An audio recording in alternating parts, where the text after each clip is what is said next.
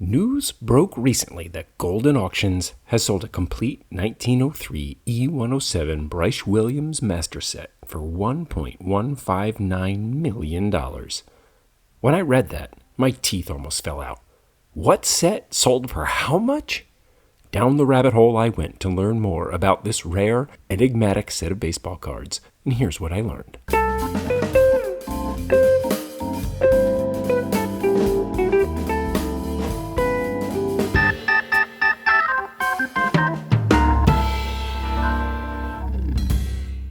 To begin, let's put that price in perspective.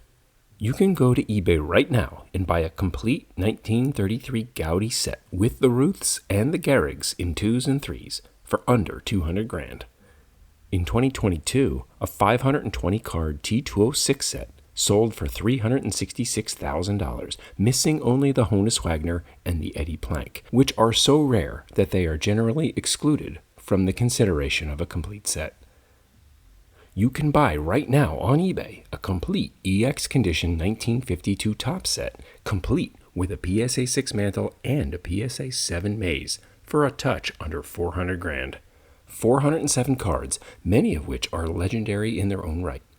So a small 170 card set for $1.159 million is huge money, blowing away all other iconic sets.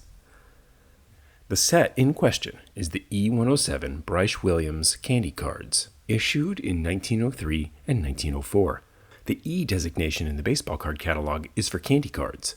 Bryce Williams was a candy maker in Oxford, Pennsylvania, near Philadelphia, and a subsidiary of the American Caramel Company, which was created in 1889 when the Bryce Hine Company of Philadelphia and the P.C. Weist Company of York, PA, merged together.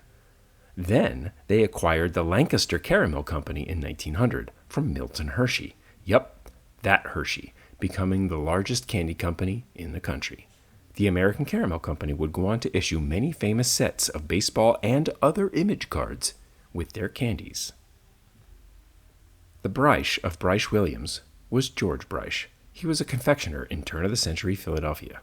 The Williams of the company was likely George Williams, though there were several other Williams confectioners at the time in the area. Both George Bryce and George Williams were directors of the American Caramel Company, which owned the Oxford factory, so it makes sense that that was the partnership. Bryce Williams would later rebrand as the Williams Caramel Company, which would issue the E103 cards of 1910, and then rebrand again thereafter to the Oxford Confectionery Company, which would issue the E253 set of 1921. American Caramel and all these subsidiaries would go under during the Great Depression, opening the opportunity for the Gaudy Gum Company to become the behemoth of baseball card producers. So anyway, Mr. Bryce and Mr. Williams, whose caramel company was owned by American Caramel, decided to issue a set of baseball cards in 1903.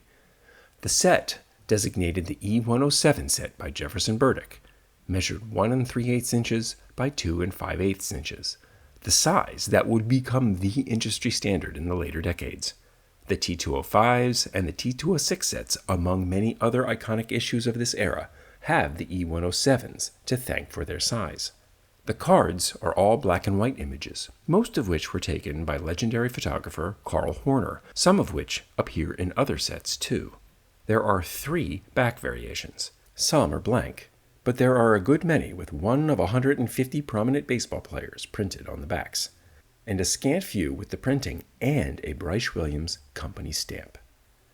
Though the cards suggest there are 150 in the set, many variations exist, pushing this master set to 172 cards, accounting for 14% of all known remaining E107 cards.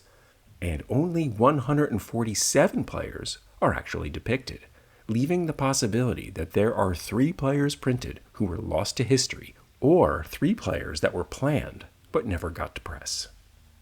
There are 28 Hall of Famers in the set, including Cy Young, Honus Wagner, Rube Waddell, Jack Beckley, Eddie Plank, Napoleon Lajoie, and Ed Delahanty. Notable rookies include Chief Bender, Addie Joss, and the big card, the one true rookie card, of Christy Mathewson. The set's most valuable two subjects are the Honus Wagner and the Christy Mathewson rookie, with recent sales from those two players realizing $310,000 for an SGC 1.5 Honus Wagner and $210,000 for an SGC 1.5 Mathewson. That's nearly half the value of the set in those two cards alone, typical for sets of this era. But this set isn't just about the value, it's even more about the rarity. There are amazingly 7 cards in the set with a pop of 1, the only known examples, and 4 more with a pop of 4 or less. These are rare cards, and it's incredible that they survived in the first place. T206 cards, for example, are old, but the American Tobacco Company printed an absolute ton of them and released them over a large portion of the country. The E107s were printed in vastly smaller quantity and had a limited distribution in the general Philadelphia region, but not much further. Some of the Phillies in the E107 set that I'll never see or afford include Klondike Douglas, Fred Mitchell, Tully Sparks, Roy Thomas, Chief Simmer, and Jack Doyle. Doyle was the first pinch hitter in professional baseball history. He was first issued for Brooklyn, but he was traded to the Phillies for 1904, and so was reissued in the E107 set with the team correction. And this card is a pop 1. That's it, the only known example, the rarest Phillies card of them all. I like knowing that it exists, and I like knowing that I can't ever have it. It ensures my collection will never be complete. It gives me purpose to pursue and a hope. This complete E107 master set is a true one of one. It was originally brought together by SportsCenter personality and political commentator Keith Olbermann, who had the financial resources and the connections to do it. Without that level of fame and access, it is unlikely any other collector could locate each card, let alone afford them.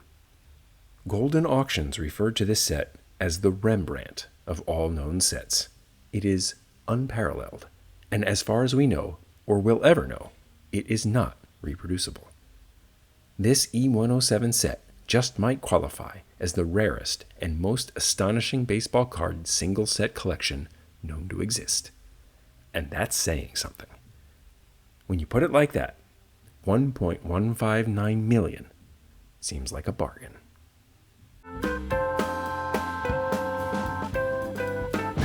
Thanks for watching. The E107s were fun to explore. We'll see you next time on Baseball Card Stories, Legends, and more.